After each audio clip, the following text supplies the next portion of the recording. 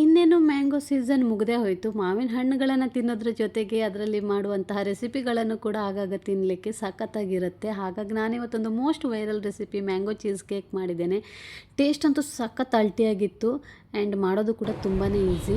Mixie ಜಾರಿಗೆ digestive ಬಿಸ್ಕೆಟನ್ನು ತಗೊಂಡು ಪೌಡರ್ ಮಾಡಿಕೊಂಡೆ.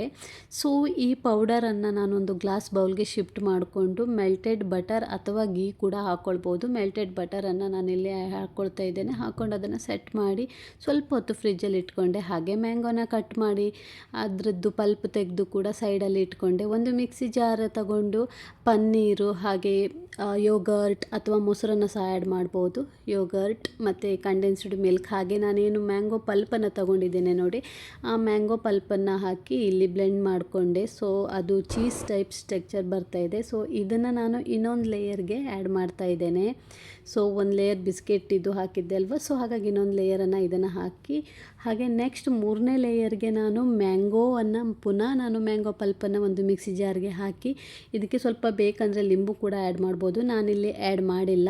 ಸೊ ಇದನ್ನು ನಾನು ಪ್ಯೂರಿ ಮಾಡ್ಕೊಂಡಿದ್ದೇನೆ. ಈ ಮ್ಯಾಂಗೋ ಪ್ಯೂರಿಯನ್ನು ಸಹ ನಾನು ಈಗ ಥರ್ಡ್ ಲೇಯರ್ ಆಗಿ ಯೂಸ್ ಮಾಡಿಕೊಂಡೆ.